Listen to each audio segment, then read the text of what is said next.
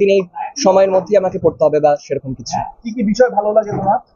আমার তো বায়োলজি খুব ভালো লাগে, আর তাছাড়া ফিজিক্স, কেমিস্ট্রি, মানে সায়েন্স নিয়ে আপাতত এগোনোর ইচ্ছে। ভবিষ্যতে কি হবে, কি পরিকল্পনা করেছো? মেডিকেল লাইনে এগোনোর ইচ্ছা, ডক্টর আপাতত লক্ষ্য। এই রেজাল্টের পিছনে তুমি মানে কার কার সাপোর্ট বেশি মনে পড়ছে, যারা সাপোর্ট করেছিল বেশি পড়াশোনার ক্ষেত্রে? অ্যাকচুয়ালি রেজাল্ট বা যেটাকে আমরা বলছি একটা মূল্যায়নের পরে প্রাপ্ত নম্বর, সেটা একাকী একটা ছাত্রের উদ্যোগী শুধু তা নয়। এর পাশাপাশি বাবা মা, আত্মীয় পরিজন, আমার গৃহশিক্ষক, আমার স্কুল শিক্ষক, প্রত্যেকের প্রত্যাশা, তাদের আমার পেছনে নিরলস অধ্যবসায়, প্রচেষ্টা, সবকিছুর একটা মূলীভূত ফলাফল হিসেবে ধরবে এই সফলতা। যদিও মাধ্যমিকই চূড়ান্ত নয়, এরপরে আরো পথ চলা বাকি, তার জন্য নিজেকে সার্বিকভাবে প্রস্তুত করা এখন আমার একমাত্র অভিষ্ট। প্রথম যখন শুনলে তখন কি মনে হচ্ছিল যে রাজ্যে প্রথম হবে, এরকম একটা আশা তোমার ছিল?